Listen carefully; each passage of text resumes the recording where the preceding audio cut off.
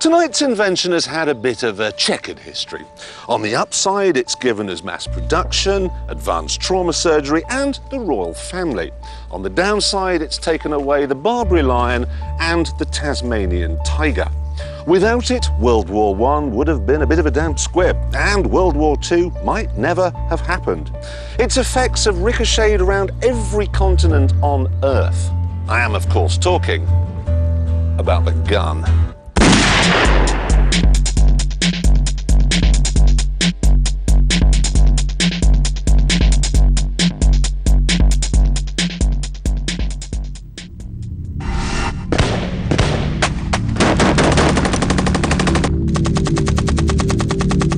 The gun has one purpose: to kill animals and to kill people.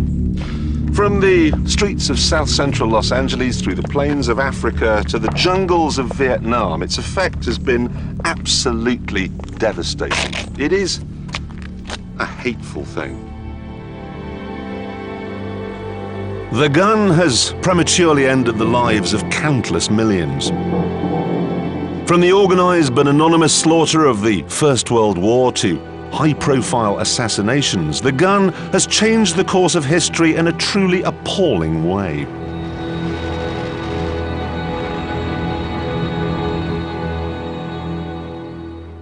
And yet, if you carry one, you win every argument. You always get your own way. And that gives you an immense sense of power. And power is an aphrodisiac. This may well be an instrument of Satan, but it is unbelievably sexy.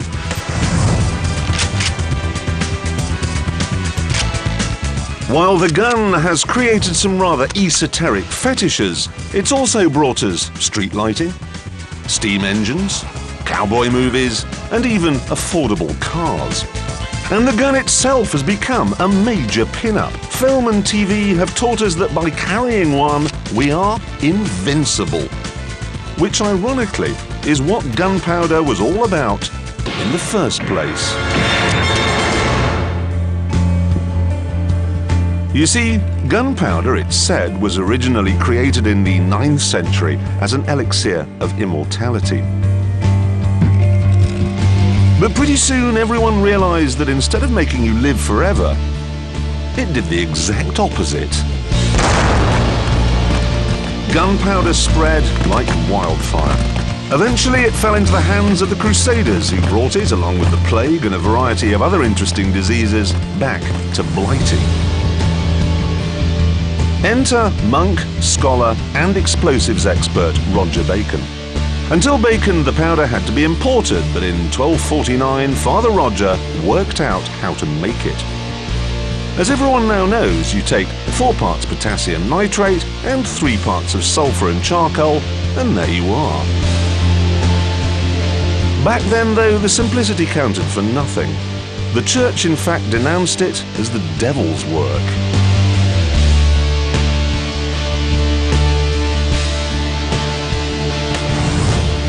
However, by the middle of the 15th century, the church had decided that gunpowder was a nice little earner, especially as they had sole access to one of its main ingredients. Even in the 15th century, getting hold of charcoal and sulfur was straightforward, but potassium nitrate was another matter. The only reliable source was urine. And according to the collective wisdom of the age, the ecclesiastical urine of a bishop was by far the best. And if a bishop wasn't available, you could always try a cannon.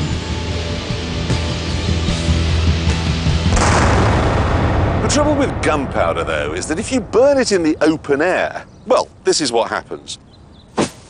It just goes and ruins your tablecloth. So what you've got to do is burn it in a confined space and then channel the explosion down a barrel. A bit like this. Bloody hell! Now, exactly the same principle as that is used in every gun. Pistols, rifles, machine guns, even the gun I'm going to make for you now.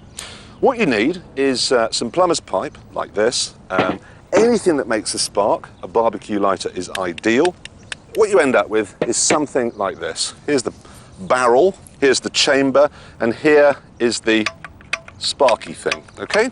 Now, instead of a cannonball, what I'm going to use is a potato, okay?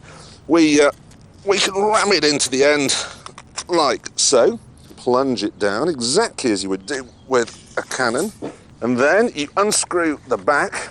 Now, you could use gunpowder in here, but what I'm going to use is hairspray, all right? Put the back on, and that's it. Ready? Whoa!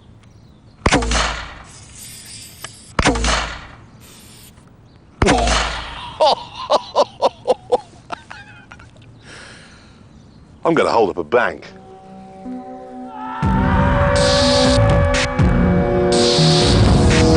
Interestingly, early guns were about as effective as a spud in a waste pipe.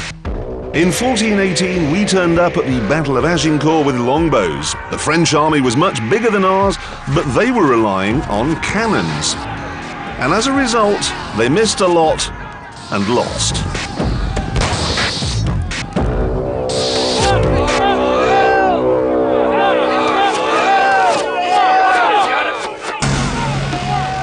However, just 50 years later at Castillon, the gun was set to make the return match rather less one-sided.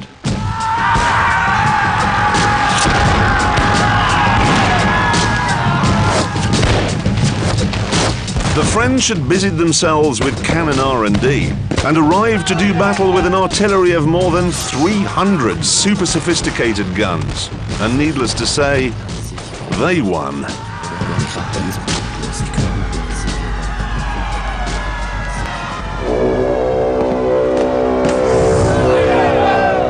The longbow was suddenly very last year. The cannon was the new must-have battlefield accessory.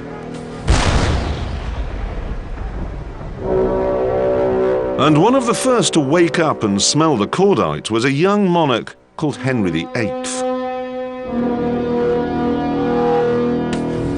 He started a weapons-building program that would make him unassailable and eventually give Britain the biggest empire the world has ever known. Their frigates bristling with cannon, the British set off to conquer the world. The only problem was that the French, Spanish and Portuguese also had ships, cannon and similar ambitions.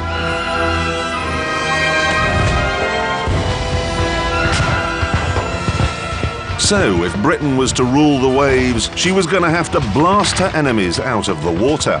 And that meant having better, more accurate guns.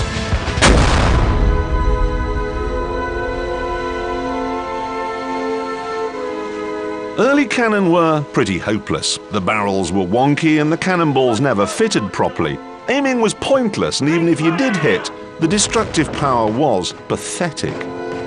However, in 1774, an iron worker called John Wilkinson came up with a solution. His machine could drill a cylindrical tube, which meant snug-fitting cannonballs. In turn, that meant more accuracy, more power, and ultimately, more empire.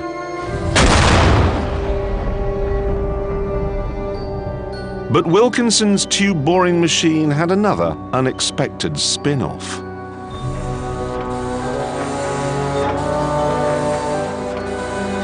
It transformed James Watts's steam engine into the powerhouse of the Industrial Revolution. Until Wilkinson, Watts's engine had leaked. His machines were powerless and therefore pointless. But after Wilkinson, Britannia ruled the waves and had the beginnings of an industrial economy too.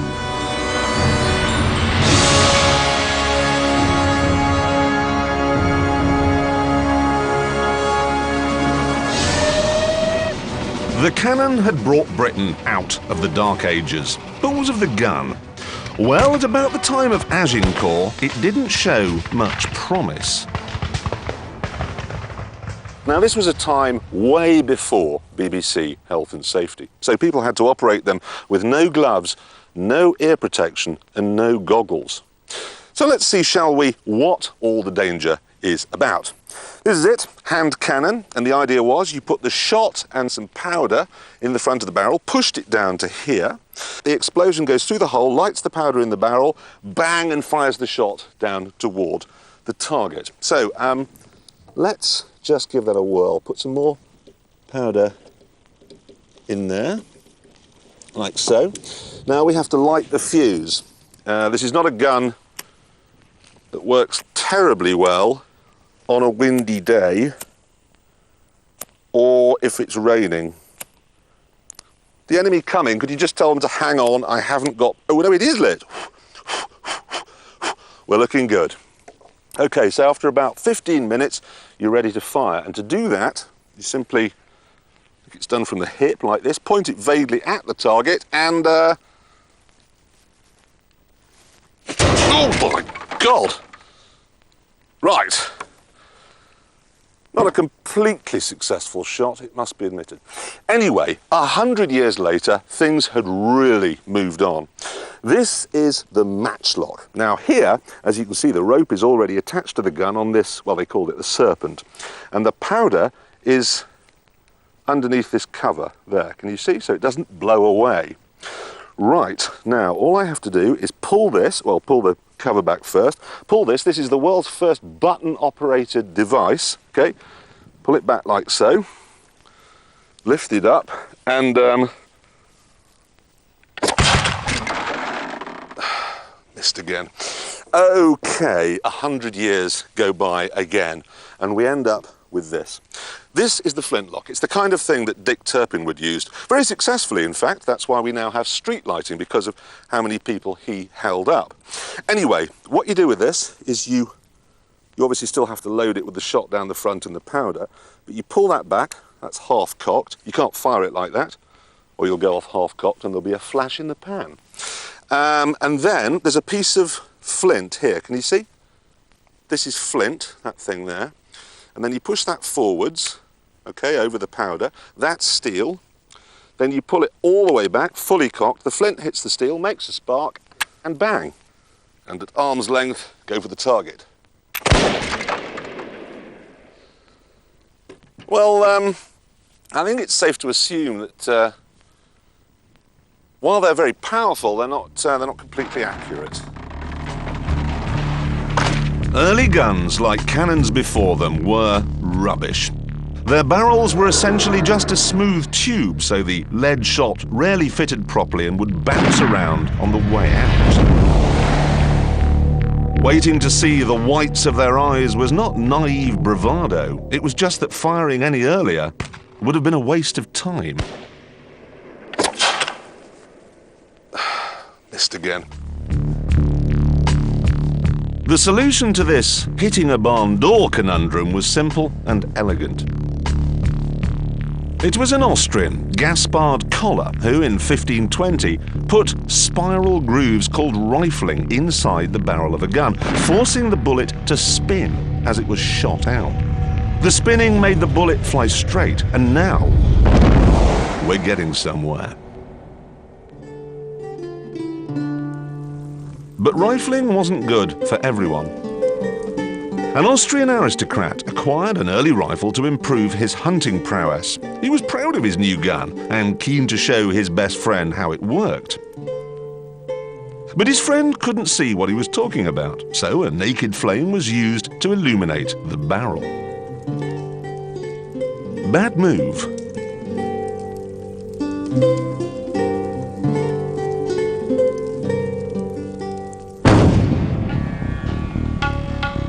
And Austrian aristocrats weren't the only ones to come off badly thanks to rifling. British aristocrats were busy touring the world with their new super-accurate weapons, shooting anything they could find. The rhino was very nearly wiped out by the headhunters of the empire, and the fearsome zebra variant, the quagga, was extinguished altogether. The gun was starting to make a difference.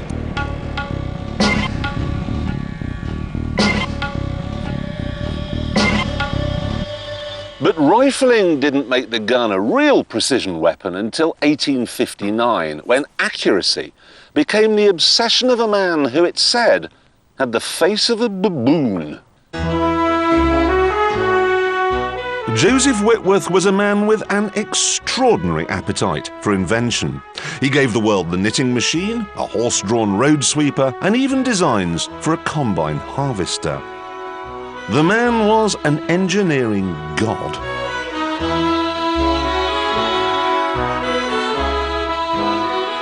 At the Great Exhibition in 1851, his inventions, and 23 were on show, won more prizes than anyone else's. The face of a baboon, perhaps, but what a brain. He started out as an apprentice mechanic in his uncle's Derbyshire cotton mill. Young Joseph was not impressed. He complained that the workmanship was shoddy and that the machines were inefficient. This stubborn and difficult man found it all too messy and haphazard. While other engineers of the time were preoccupied with their huge machines and their massive engines, Whitworth's world was getting smaller and smaller, until eventually he ended up designing a measuring device called a micrometer, which had an accuracy of a millionth of an inch. That's about that, maybe even smaller. This is Whitworth's micrometer, a machine that revolutionized engineering. Its arrival meant that for the first time, engineers could manufacture microscopically accurate machine parts, and that paved the way for standardization.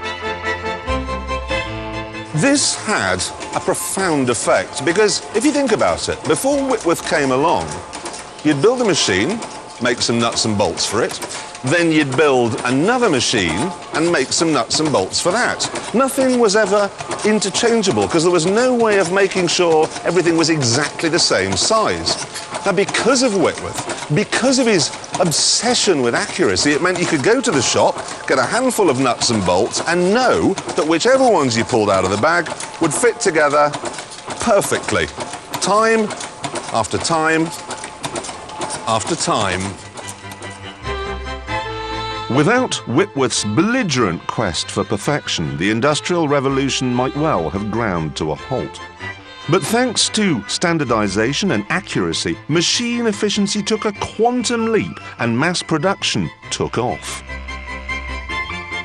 Whitworth saw room for improvement everywhere, and so it was with guns. He'd already established himself as Britain's top engineer and had been asked to look into the mass production of rifles by the government. After making his recommendations, Whitworth decided to have a go at the gun itself. It was bound to be rubbish, he reasoned. It had been made by someone else.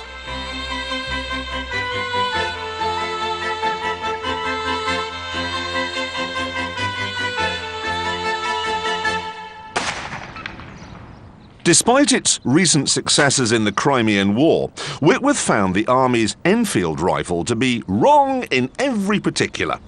So he made them another one, better, more efficient, and above all, more accurate.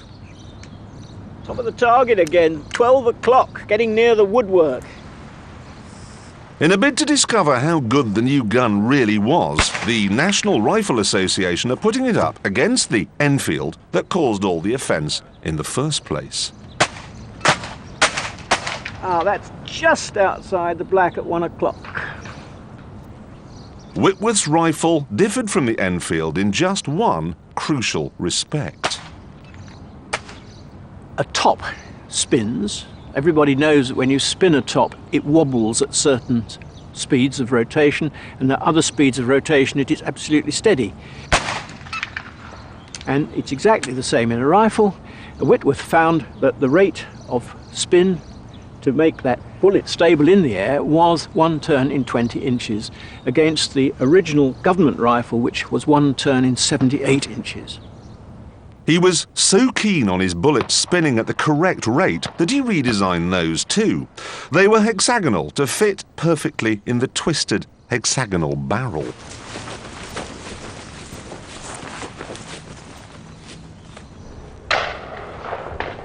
Well, this is the group shot by the Enfield, and as you can see, we're running from almost the top of the target to almost the bottom, and virtually across the target that big. That is a large group.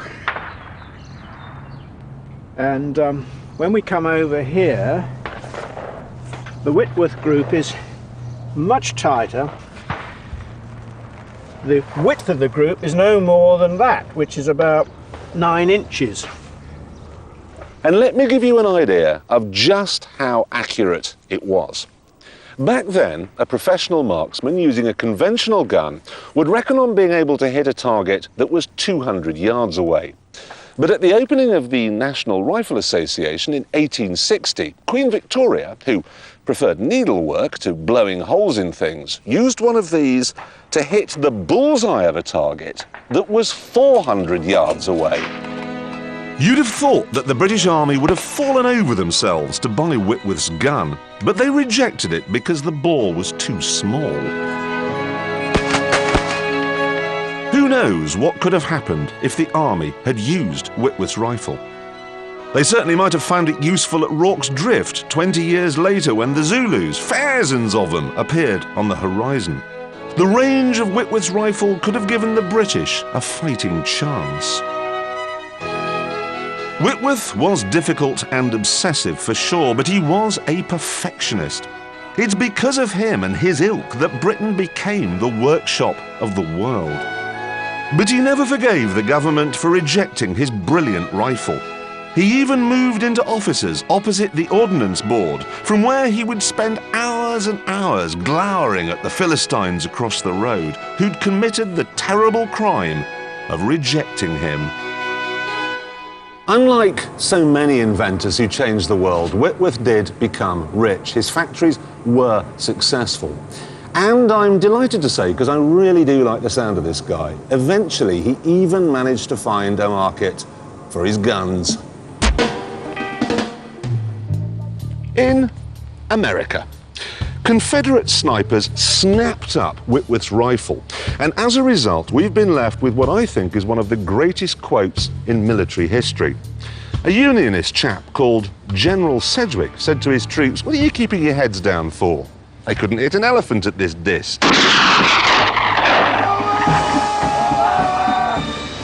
But it wasn't just the generals who died on the battlefields of the American Civil War. Rifles that could kill from a distance completely changed the nature of warfare. This new technology mixed with traditional battlefield techniques spelled disaster for the troops on both sides.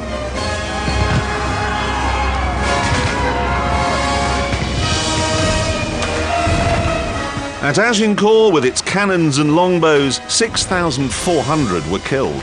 But on one day in the American Civil War, 26,000 men died. And things were about to get worse.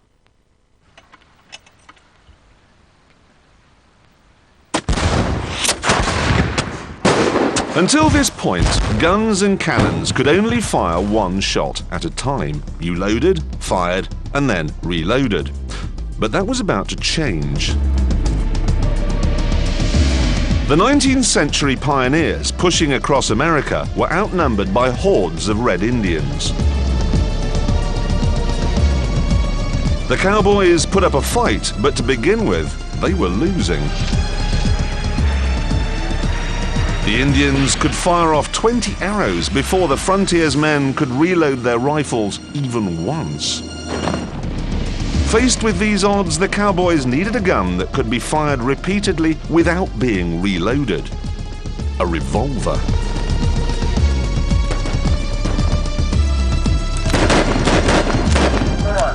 These days, the fastest guns in the West are shooting balloons in a car park.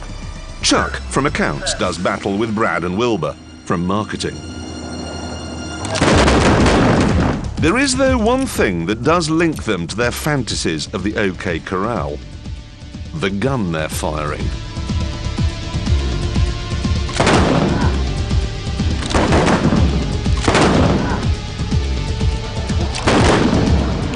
When you're fighting the bad guy and the Indians, and it's your life on the line, you want the best you can get your hands on.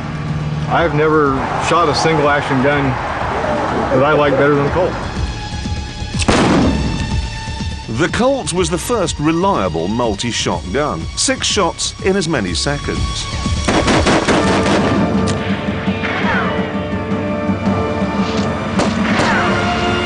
This new gun killed more Indians than cholera.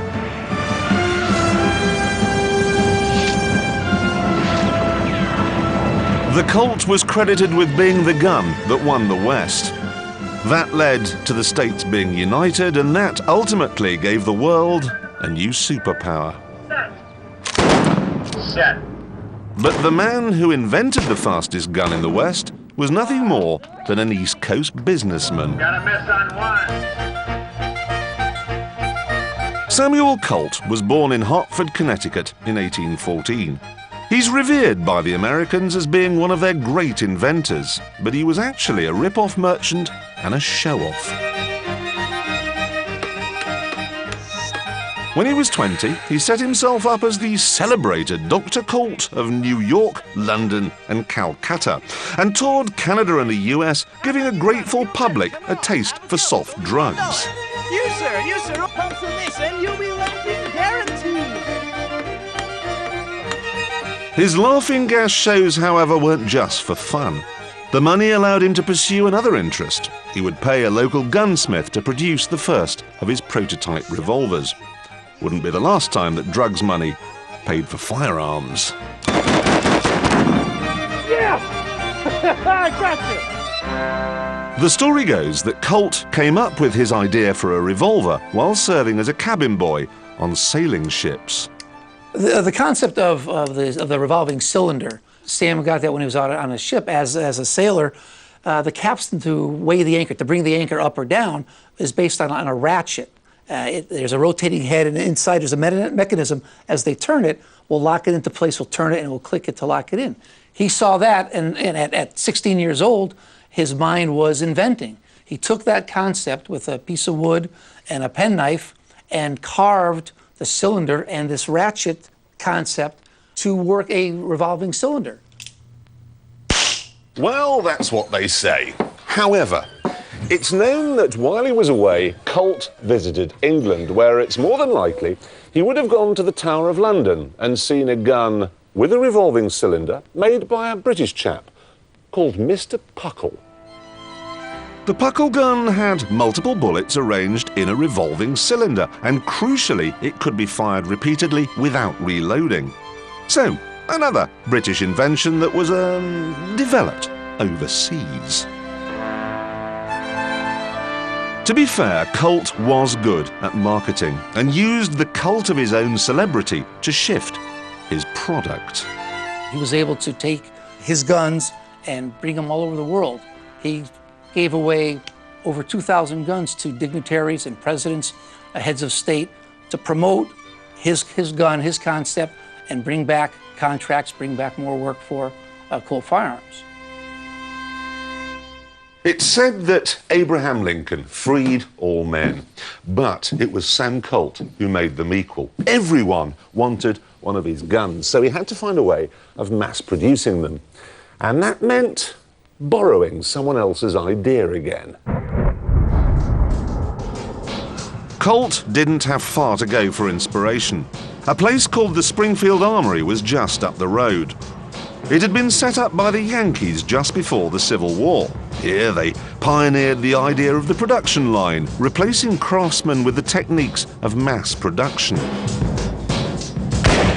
Colt realized that if he copied what they'd done at Springfield, he could increase output and reduce costs.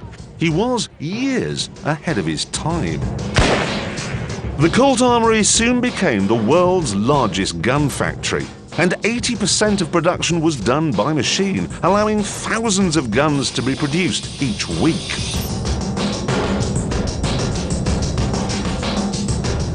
So, Sam Colt's revolver was the first truly mass-produced consumer product, and soon the entire business community began to copy his techniques. When Ford wanted to mass-produce the Model T, he based his production line on the Armory system. So, just as attempts to make better cannon had led to better steam engines, the gun, through the work of men like Whitworth and Colt, led to improvements in manufacturing and the mass production of consumer goods. In short, the gun paved the way for vast chunks of modern Western society. But then it's also made sure that there are far fewer of us around to enjoy it.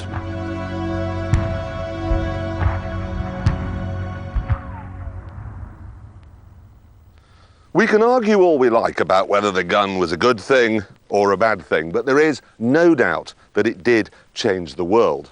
And we haven't even got yet to the most important gun of them all. This, the machine gun. Colt's revolver could fire 6 shots before it needed reloading. A machine gun could fire 600 a minute. 20 rounds of tracer from a machine gun, and half of Wiltshire is on fire. Look, 3 fires, 1, 2, 3. Now they've got to go and put it out. Sorry. The first fully automatic machine gun came from an American inventor and part-time shepherd, Hiram Maxim.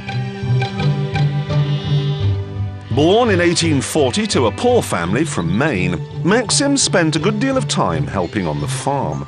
But he was far more interested in machines than livestock and dreamt of being a famous inventor. Aged 14 and doubtless bored by all the tranquility, Maxim came up with a design for a machine gun. But his uncle told him it was a ridiculous idea that would never work. Maxim abandoned the idea and went on to invent an automatic mousetrap, a coffee substitute, a novel type of hair-curling iron, and a locomotive headlight. In all, he was awarded a staggering 271 patents.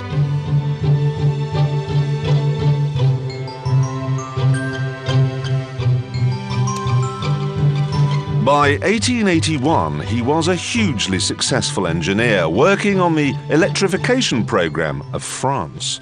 While Maxim was in Paris, he ran into someone who said to him, "Look, you want to make a fortune. Why don't you invent something that will help these Europeans kill one another more quickly?" It rekindled that old idea he'd had back in Maine. So he moved to London and started work once more on the machine gun. When it was announced to the world that an American engineer had developed a gun, basically this one, which would fire at the touch of a button and then reload itself, the report was labelled incredulous. Maxim's gun used a simple but clever concept. When bullets are fired, the explosion of gunpowder creates recoil. Maxim used the power from that recoil, the jolt backwards, to operate the machine gun mechanism itself. One man with a Maxim could shoot 600 rounds a minute, the equivalent of nearly 100 rifles. Maxim demonstrated his machine gun to interested buyers by using it to chop down trees. The British Army, however, didn't need to be beguiled with tree surgery. Maxim's gun was just what they were looking for. They'd learned to their cost that it was possible for the modern soldier with a rifle to be defeated by an enemy with spears if there were enough of them.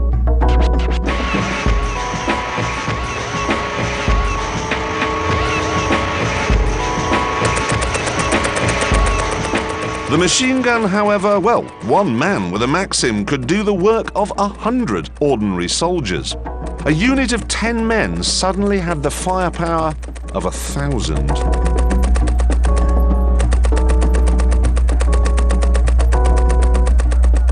Thanks to the machine gun, the army's grip on the empire was unassailable. Queen Victoria was so impressed that Maxim was awarded a knighthood. But machine guns, like all new developments, were at their most effective when the opposition didn't have them.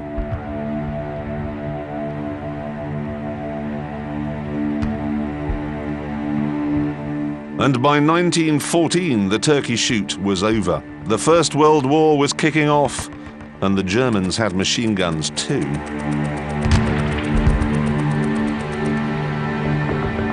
suicidal cavalry charges were quickly abandoned. The machine gun had changed the face of battle.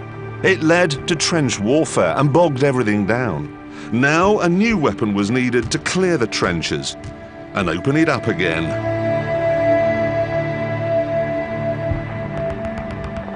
To clear a trench, you need to fire at close range. So a chap called Colonel J. Thompson developed this, a submachine gun, small, light, portable.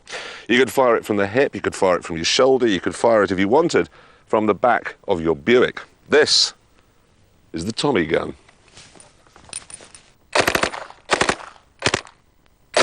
These are mine here.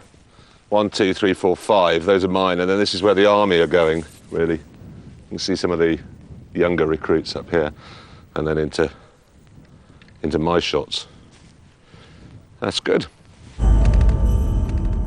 Colonel Thompson's gun was developed too late for World War I, but by World War II, submachine guns were commonplace. The Tommy gun and all its variants were used to devastating effect in a new kind of warfare, fought not in clearly defined battlegrounds, but in streets and cities. On the Eastern Front, Germans and Russians fought a bitter war of attrition. At Stalingrad, the Germans were losing 800 men for every street they captured. And things are no better today. To take a small village like this, you'd need a brigade, and that's 2,500 men. The army reckons that to capture one house, just like that, if it were well defended, they'd take 30 casualties. To minimize their losses, the army practiced what it calls fish, fighting in someone's house. Of course, just watching isn't good enough. It's been decided that I have to join in. Which means I need a crash course in the Army's Tommy gun for the new millennium. Right, SA-80. It is the right one. And it's Those got are the right rounds bullets in in it, and it has got it. Now I whack it in there. Place it into the Place magazine it. housing. Don't whack it. And push up firmly until it clicks.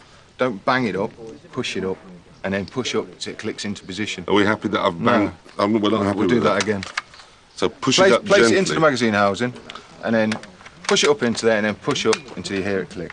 We're happy. Put your hand over, take hold of the cocking handle. Don't I want to open the door? No, that'll open itself. Pull it to the rear, all the way to the rear, and then let it go forward under its own steam. Then tap the cocking handle forward, ensuring it's fully forward. My arm is already getting tired from holding this. That's really properly heavy. I'd have a pistol. We've got some baby wipes when you finish then. You are having a laugh. No, you really are having a laugh. Okay, let's kick ass. Enemy in that building there, entry point there. Our mission is to secure the house next door by clearing it room by room.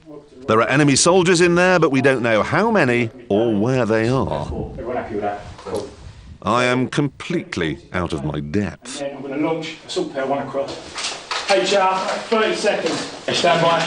HR, You'll 5, pack the window first. 4, 3, 2, 1, go. He said go. Bloody Dora. Don't let it go. I'm not going to. Window straight in. Okay, go.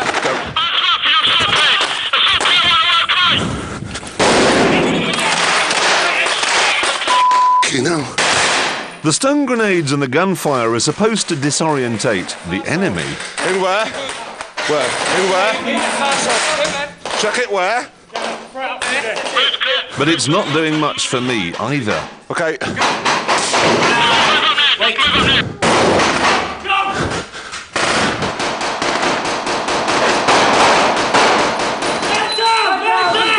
I've been in the house for less than a minute and I've been hit.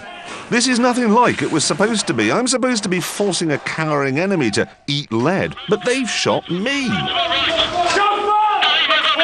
Having your head blown clean off doesn't sound quite as funny as it usually does. In a real situation, I'd be dead. Let's go. You go first. But this isn't a real situation, and I'm allowed to have another go. Okay, right, hang on. Oh, I'm so fat and old.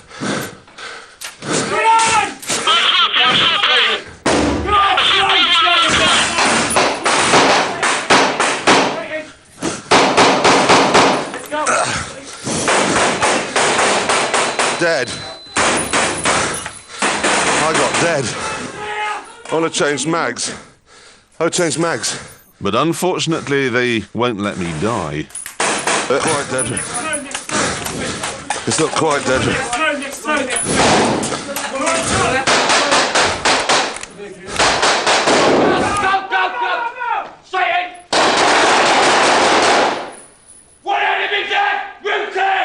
Joy of joys, I finally got a kill. Thing is though, when you and the enemy have that much firepower, training and fitness can only do so much. This kind of urban warfare is like playing Russian roulette with a machine gun. When you go into a house like that, you don't know your way around, you don't know how many people are going to be in there, you don't know what rooms they're going to be in. But in this day and age, you can be fairly sure what sort of gun they're going to have. Since the end of the Second World War, one gun more than any other has established itself as the weapon of choice for revolutionaries, terrorists, and freedom fighters. It's an icon, a timeless classic, a symbol of revolution that's even been included in emblems and flags. It's the Kalashnikov, the AK-47. With this gun set to fire a single shot, it's a rifle, and I could hit a man 500 yards away, no problem at all. But if I put it into automatic, turn it into a machine gun, well, let's see if I could hit that van, which is about 50 feet away. Here goes.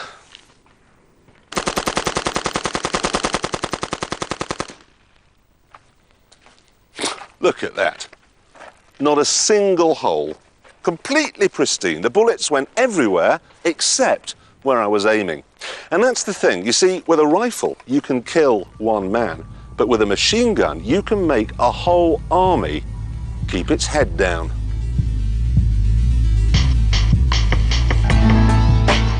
The automat Kalashnikov was designed by a Second World War Russian tank sergeant. Mikhail Kalashnikov was outraged by the imbalance of power between his side's single-shot rifles and the German infantry's automatic weapons. He was determined to provide the Soviet Union with a simple but reliable submachine gun. And he certainly did that. The beauty of what he came up with in 1947, hence the name AK-47, is the simplicity. It fires at the same rate as a modern machine gun, around 600 bullets a minute. But if we take the back off, look, there's nothing in there. There's nothing to go wrong. You just pull the spring back, and then, when you pull the trigger, some baler twine causes the hammer to go forwards.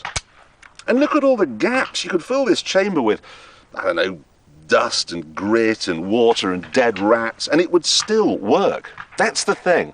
An AK-47 can kill almost anything, but it's almost impossible to kill an AK-47. It was standard issue for the Soviet army, but it soon spread and became the big player in all the hotter parts of the Cold War.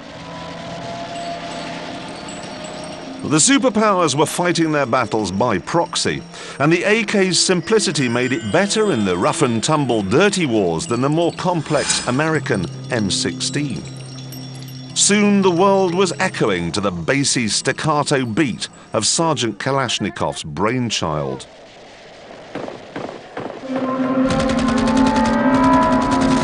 It's claimed that the AK-47 has already killed more people than both atomic bombs. At least 100 million have been produced, which means that every 60th person in the world has got one. It is undoubtedly the most popular gun on Earth. Now you might think Kalashnikov made a fortune from the AK-47, but actually he didn't make a penny. He lives today on a state pension. But that might change very soon because a German company wants to use his name on one of their products. An umbrella. Right. It really isn't exaggerating things to say that the Kalashnikov has altered the balance of world power. When your enemy has automatic weapons, it makes it much more daunting for even a superpower like the US to take on a small country like, say, Vietnam or Iraq. As British and American troops have found, urban warfare is the hardest thing in the world if the other side is armed with machine guns. You see, that's the problem with guns. The power they hand out is indiscriminate. Yes, they give power to the British Army and the police and security guards, but you can buy an AK like this for £60 these days, and that means the power is available to just about everyone. A man's been shot dead and a woman injured after a gunfight. 8 people have been injured after In the UK in 1994, there were 68 gun murders. In Germany, there were 380. In Japan, 39. In Switzerland, 36. But in America, the figure was 11,127. Here, where your right to have a gun is enshrined in the Constitution, there are more gun shops than petrol stations. Armed robberies are considered routine. But even the LAPD wasn't prepared for the outcome of a recent bank robbery in North Hollywood. During the North Hollywood shootout, the initial responding officers, their weapons that they carried were the Beretta 92F 9mm, and in their patrol car, they had a 12-gauge pump shotgun. Now, the reason I bring this up is the 12-gauge pump shotgun is good for about 30 yards at best. What they went up against was a weapon like this that would hold a minimum of a 30-round magazine and is capable of shooting 500 yards with no problem at all. The bullet for this looks like this. The gunman had AK-47s, handguns, a carload of ammunition and full body armor. So outgunned, the police went shopping. There was a gun store in the area. That gun store offered to our officers who were in the field a weapon like this that shoots a caliber close to this, so they could compete, they could combat it. But even so, it took the LAPD 44 minutes to bring one of the gunmen down. The second gunman shot himself. The lesson the police learned was to get bigger guns. When bullets are flying around, what you really need is something to protect you. Kevlar can absorb the bullet from a handgun. But to stop the bullet from a high-velocity rifle, you need solid plates. There is, however, a drawback to these jackets. The protection that soldiers are asked to wear today weighs more than a medieval suit of armour. Small wonder then that so many soldiers replace these Kevlar pads here with pieces of cardboard, especially as, look at this. This is the best disclaimer I have ever seen. Whoa. This armour is not designed to protect the wearer against rifle fire or sharp or pointed implements. What, like a pencil? And I thought a bulletproof vest was bulletproof. But then I thought that a cigarette case in your top pocket was more or less guaranteed to stop a bullet too. Seems not. Hollywood has taught us that petrol explodes when it's shot. It doesn't. We know for a fact that machine gun magazines last for at least the length of the movie. Wrong again. And that the safest place to be in a shootout is behind a car door.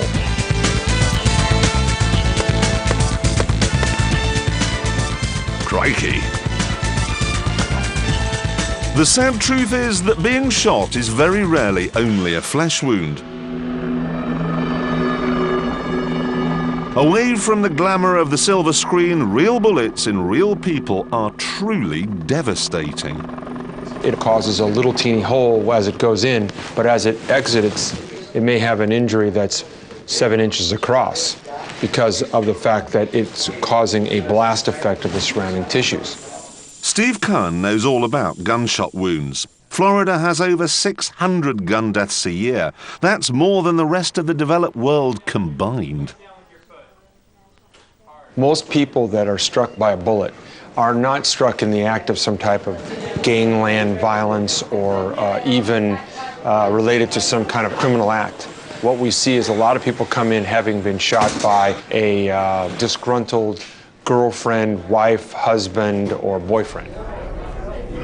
The country that gave us the Western is also the country where there are 200 million guns. That's one for every citizen. Hollywood, it ain't. You know, people often wonder if we spend a great deal amount of time fishing around for bullets. You know, like in the movies, you're always in there and the bullet comes out and they drop it in and ding, and you think, oh, he's going to get well. We don't spend any amount of time looking for the bullet. In fact, most of the bullets are embedded somewhere that's not accessible without going through vital structures, potentially. So we leave the bullets alone unless they just reveal themselves to us. Steve and his colleagues have a remarkable success rate with their gunshot patients. Only 10% die. But death is not the only problem brought about by the gun. I think there's clearly a randomness to the outcome of a gunshot wound, depending on where the path of the bullet. If it goes through your heart, it may be the end of you. One person was shot in the head. It went basically in and out, didn't even cause a skull fracture. He went home. We had a woman last week that was shot a single time in the neck and ended up a quadriplegic. The old dirty Harry question, do you feel lucky? All right, I mean, I guess that's really what it comes down to, and nobody likes to have their existence based on luck. But thankfully, the odds are shortening. In the same way that Formula One motor racing supposedly provides the ordinary motorist with innovations like traction control, the trickle-down effect of war on civilian life has meant new surgical techniques, cleverer bandages, and state-of-the-art clotting agents. These innovations are, of course, good news for all of us. Not least because when your traction control fails and you end up speared on something sharp, the chances are that you'll owe your survival to the gun. However, although the theatre of war has given us new techniques for dealing with trauma, keeps on coming up with new and improved methods for inflicting it. Seems that very soon a bullet wound will need much more than a doctor. Because if the manufacturer's promotional materials to be believed, the gun has moved on. Metal Storm takes ballistics from a 19th century mechanical operation to 21st century electronics with unprecedented performance, reliability, control, and safety. Safety?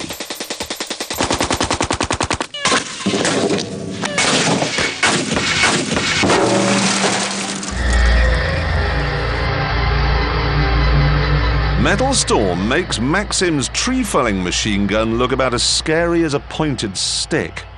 This gun, though the word gun seems somehow inadequate, has the unprecedented firepower of 1 million rounds a minute.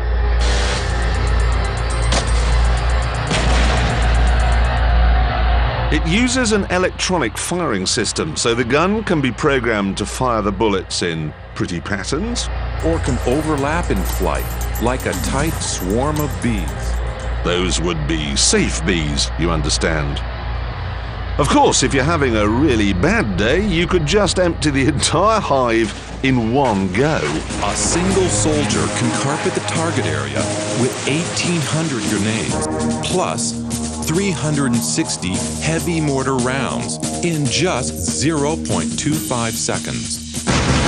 Enough to overwhelm a very serious threat. And that's the future, the video game generation playing games with real weapons, just like at home. Computer, joystick, huge gun. Stand by. Mark. Guns up. Certainly, it's unlikely that the soldier of tomorrow will do anything quite so tacky as actually hold his weapon.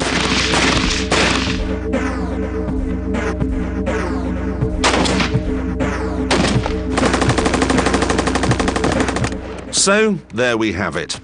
An invention that has certainly changed the world. But for better or for worse?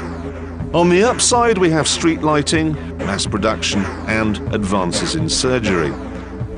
On the downside, an awful lot of dead people, and of course, no quagga. In a way, though, gun, good or bad, is a pointless question, because it's here to stay. Don't worry, though, soon only good people are going to be allowed to use them. Introducing the world's first totally electronic handgun. This electronic ballistics technology can protect police officers by preventing a criminal from shooting an officer with their own gun. Strangely, though, for me, this does represent a very small light at the end of the tunnel. Because computerizing the gun might change the world in a way that none of us were expecting. No more military coups, no more assassinations, possibly even no more war. Why? Well, if you put a simple mechanical device like this in the hands of a human, you've got a lethal combination. You put a computer in charge, it'll break down all the time. Good night.